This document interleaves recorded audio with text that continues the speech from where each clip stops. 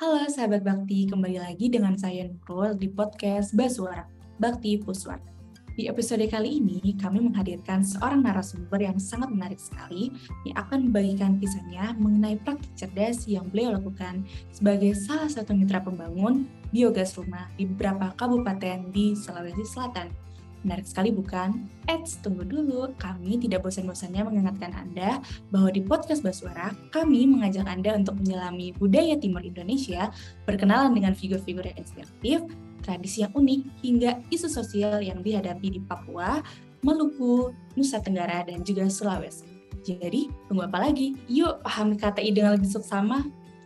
Selamat siang Ibu Agustina, terima kasih telah menerima undangan kami dari Bakti untuk berbincang lebih lanjut lagi untuk mengetahui apa sih yang Ibu Agustina kerjakan yang kemudian menginspirasi kami Bakti untuk menjadikan Ibu Agustina sebagai narasumber siang ini. Kalau kita tahu kan sebenarnya biogas itu sebenarnya tidak terlalu familiar ya untuk masyarakat Makassar atau mungkin di daerah kita juga belum terlalu familiar, khususnya saya mungkin masih awam, tidak begitu tahu biogas itu apa. Bisa Ki cerita sedikit-sedikit bagaimana cara tak bisa mungkin berbisnis biogas gitu. Selamat siang dan selamat kenal Mbak Nurul. Nama saya Agustina, pekerja saya memang di Mitra Pembangun Biogas. Kebetulan saya mempunyai suatu perusahaan yaitu CP Reski Utama Masagena, bergerak di bidang konstruksi juga. Awal mulanya saya bekerja catering, tapi setelah itu saya ini jalan-jalan ke Pinrang dan saya melihat di desa itu ada peternakan sapi, banyak sapi, dan saya melihat beberapa kotoran sapi berserakan di jalan. Jadi pada saat itu saya terinspirasi bagaimana caranya untuk memanfaatkan limbah kotoran ternak ini. Dan pada saat itu saya jalan ke kantor gubernur lagi, dan pas saya di sana saya disampaikan bahwa ada program biogas dari luar negeri. Kebetulan ada di sini ada perwakilannya.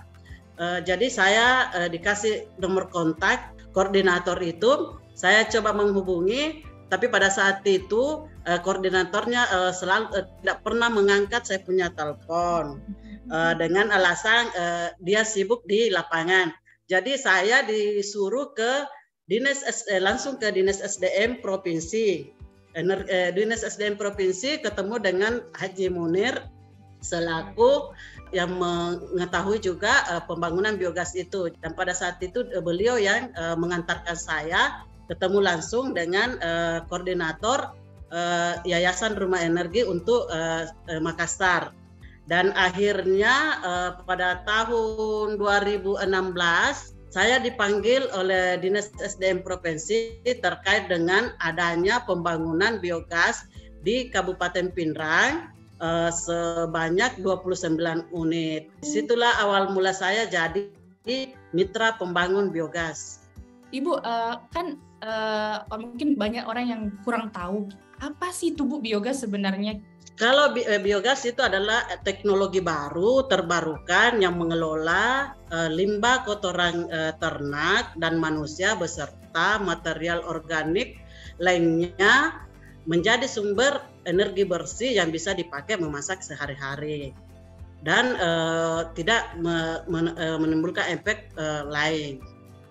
Kalau sampai sekarang berarti kita fokusnya kan di Kabupaten Pinrang. Kira-kira sampai sekarang masyarakat di sana itu totalnya sampai sekarang ada berapa kira-kira Bu yang pakai biogas di rumahnya atau memanfaatkan biogas? Mulai dari tahun 2016 sampai tahun ini, khusus untuk Kabupaten Pinrang ada sekitar kurang lebih 400 unit biogas yang terbangun di Kabupaten Pinrang. Sudah banyak yang menggunakan yang menerima biogas itu. Pinrang bagaimana caranya berjalan Bu? Maksudnya kan tidak mungkin kita datang-datang ke sana terus langsung semua pakai biogas, tidak mungkin.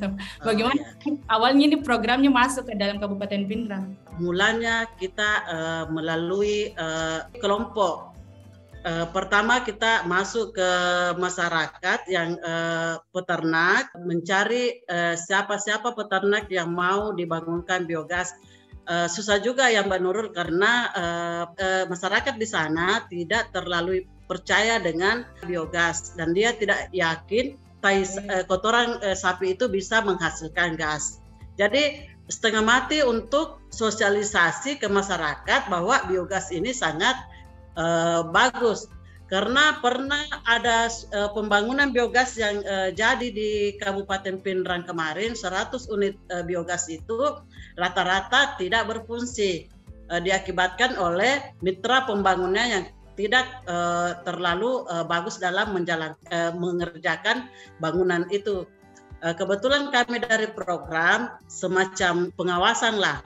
Jadi kita tetap mengawasi bangunan itu sampai selesai. Setelah kami sosialisasi, ada yang yakin, yang yakin itu yang menerima bantuan itu, yang tidak yakin tidak menerima karena kita tahu kalau otaknya petani itu bukan di kepalanya tapi di matanya. Nanti ada yang terbukti baru dia mau mengikuti apa yang kita sampaikan. Langkah pertama yang harus dilakukan oleh Ibu Agustina dan teman-teman itu adalah bagaimana caranya membangkitkan kembali kepercayaannya masyarakat, Ibu, karena sudah pernah ada trauma zaman dulu, baru tiba-tiba mau datang lagi bangun biogas, mungkin kayak mana mungkin berhasil begitu. Ternyata Ibu Agustina sama teman-teman sangat berdedikasi, dibilang saya tidak mau pergi selama belum berhasil begitu, Bu. Makanya masyarakat mulai percaya lagi. Terus manfaat apa yang kira-kira masyarakat sampai saat ini rasakan dari pembangunan biogasnya? Apakah dari ekonominya, kesehatannya, kesejahteraannya? Misalkan kayak kalau di daerah kan mungkin mata pencahariannya itu tidak terlalu beragam, maksudnya petani atau misalkan peternak. Terus mungkin apakah sekarang ekonominya jadi naik, terus banyak yang sama-sama juga memanfaatkan biogas untuk bisnis apa gitu, Bu, atau gimana? Manfaat yang dirasakan oleh masyarakat dengan kehadirannya biogas rumah yaitu masyarakat tidak perlu lagi mencari kayu bakar di hutan, dan masyarakat tidak susah-susah lagi mencari tabung LPG pada saat LPG langka. Biasanya masyarakat menggunakan tabung LPG 3 dalam 1 bulannya. Setelah masyarakat mendapatkan bantuan biogas, masyarakat tinggal menggunakan tabung 1. Jadi di situ mungkin ada manfaat yang dia bisa rasakan. Jadi secara tidak langsung jadi lebih hemat, Bu, kalau misalkan kita biogas jadi 3 jadi 1, Ibu, mantap. Dan juga dengan menggunakan biogas itu dia bisa memanfaatkan limbah yang keluar dari biogas itu. Limbah itu bisa dipakai di pertanian, di tambak, di kebun.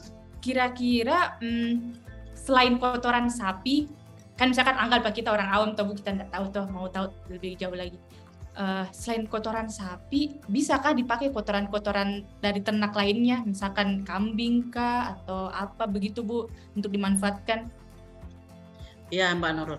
Selain kotoran sapi, kita juga bisa menggunakan kotoran kambing, babi, dan ayam petelur. Bisa juga seperti burung puyuh. Tapi ada juga Mbak Nurul sekarang biogas dari limbah organik, sisa dapur bisa dikelola jadi gas. Selama kita membangun di Kabupaten Pindrang, apakah cuma dari Kelompota saja yang membangun atau misalkan ada bantuan juga misalkan masyarakatnya ternyata yang dari tahun 2016 baru mulai percaya, sekarang kayak sudah semakin semangat untuk membangun biogas karena kan banyak sekali manfaatnya, Bu. Misalkan ada juga misalkan kelompok-kelompok masyarakat mau ikut atau ternyata dari pihak-pihak swasta yang lain juga mau ikut bergabung, atau bagaimana, Bu, sampai sekarang? Untuk saat ini Mbak Nurul, pembangunan itu kemarin masih melalui anggaran dari pemerintah provinsi, dari Dinas SDM provinsi. Walaupun ada semacam swadaya, masih 1 atau 2 yang ikut bergabung setelah melihat pembangunan ini sudah berhasil. Dan ada juga beberapa dari dana desa. Sebenarnya sih masih banyak yang mau membangun biogas, tapi terkait dengan anggaran yang sudah tidak ada. Begitu Mbak Nurul. Saya tidak cuma membangun di Kabupaten Pindrang saja, tetapi saya juga membangun di kabupaten lain seperti Nrekang, Sidrap, Jeneponto, Bone, Sinjai, Luwu Timur. Jadi bukan fokus di Kabupaten Pindrang saja. Mengenai pembangunannya itu sendiri Bu, maksudnya bagaimana pembangunannya dan berapa lama kira-kira satu reaktor itu jadi Bu? Dalam membangun biogas itu kita dalam bentuk pisdem, bangunan, menggali, membangun di situ tempat kotoran ini. Jadi selama pembangunan biogas itu kalau kondisi lahan bagus, misalnya dia tidak muncul mata air, kita bisa membangun sampai dengan 7 hari memerlukan waktu pembangunan. Tapi kalau misalnya kondisinya berair, kita bisa sampai 15 hari atau 10 hari. Pendengar podcast kita sekarang tuh Bu, dia bingung, kok bisa dari kotoran sapi jadi biogas ya? Itu berarti dia ditaruh di dalam reaktornya, terus dia apa Bu? Buat biogas itu dengan lokasi lahan 3x7. Jadi ada namanya inlet, tempat untuk membelinder kotoran sapi itu untuk masuk ke reaktor. Di dalam reaktor itu dia akan terproses sendiri. Gasnya bisa dipakai masak, limbahnya bisa dipakai ke lahan perkebunan atau pertanian. Berarti 100% itu bermanfaat Bu? Semuanya 100% karena bukan cuma dipakai masak Nurul, bisa juga untuk penerangan, ada semacam lampu. Hemat betul itu Bu kalau kita pakai biogas. Luar biasa Mbak Nurul, makanya kemarin ini saya sempat membangun biogas melalui anggaran desa di Baranti.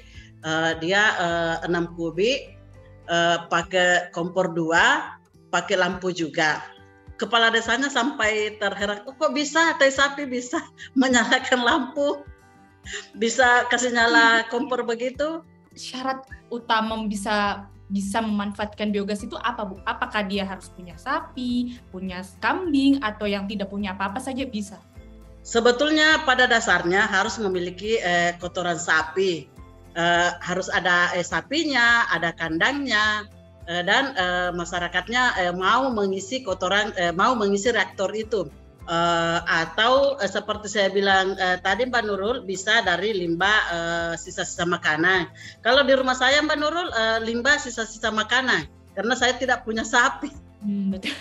Jadi saya tidak mau, saya seorang pembangun biogas, tidak ada saya punya biogas di mana saya tahu bahwa biogas itu bagus fungsinya. Jadi saya kebetulan ada dari lembaga bahwa ada biogas semacam biomiru, biomini rumah. Dia skalanya 2 kubik. Jadi saya pakai anggaran pribadi untuk membangun biogas itu. Dia cuma pakai sisa-sisa makanan Mbak Nurul. Walaupun awal pengisiannya melalui kotoran sapi juga. Di Pindrang itu pas dia mau bangun biogas, dia tidak punya sapi, tapi kemauannya tinggi. Dia berjanji, bahkan dia buat perjanjian, apabila saya tidak mengisi Bu, saya bisa dikasih sanksi seperti apa begitu. Jadi pada saat itu saya kasih biogas tidak ada sapinya. Jadi tiap pagi itu dia pergi ambil kotoran sapi ke tetangganya Bu Nur. Jadi di mana biogas itu, di mana ada kemauan, di situ biogasnya bisa jalan.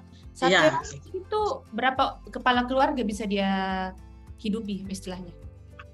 Kalau biogas 4 kubik, saya sarankan cuma 1 kakak. Dan saya sebetulnya membangun biogas itu tidak pernah mau kalau dia bentuknya komunal.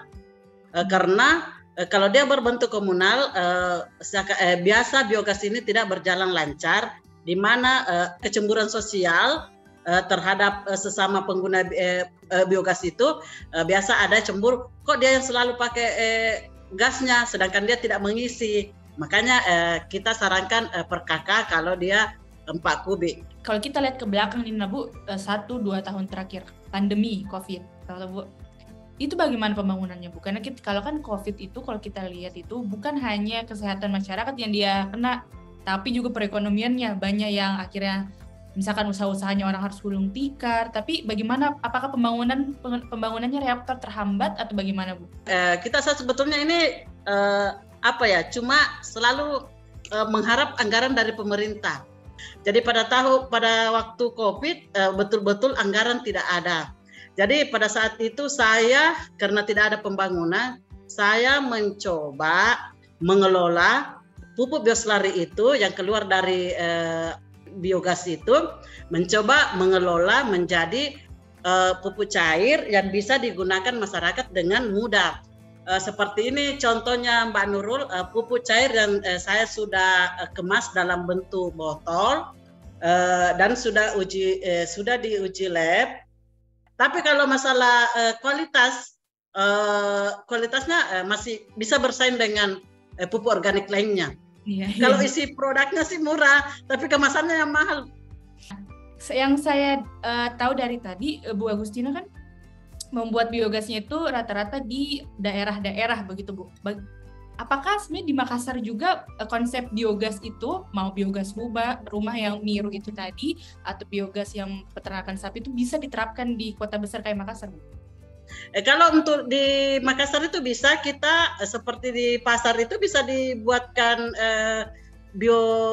biomiru itu yang dari limbah pasar, sayur-sayur apa segala macam itu bisa Bu, karena dimanapun bisa dibangun asal ada bahannya, maksudnya untuk dikasih masuk ke dalam biogas itu.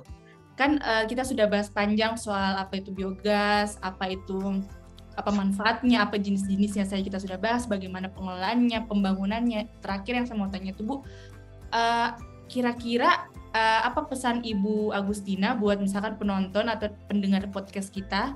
Dan kalau misalkan ada orang yang mau juga ikut mendukung program ini, bekerja sama atau mungkin ikut sebagai mitra pembangun biogas rumah untuk bergabung dengan kelompoknya Ibu Agustina, kita tuh harus hubungin Ibu Agustina di mana sih? Apakah ada kontaknya atau sosial medianya atau ada websitenya atau kita harus bikin proposal? Bagaimana Bu?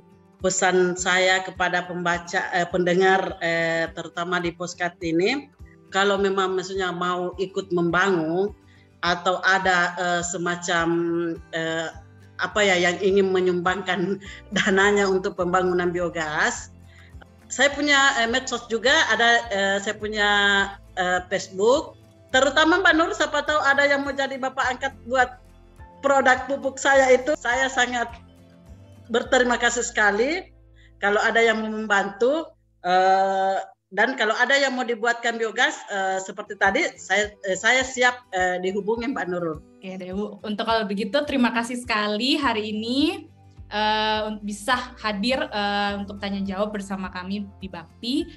Untuk kedepannya semoga kita bisa mungkin bertemu atau bekerja sama lagi kalau misalkan ada kesempatan Ibu. Sama-sama Mbak Nurul, makasih juga. Selamat sore. Selamat sore Bu. Wah, menarik sekali ya perbincangan kita tadi dengan Ibu Agustina.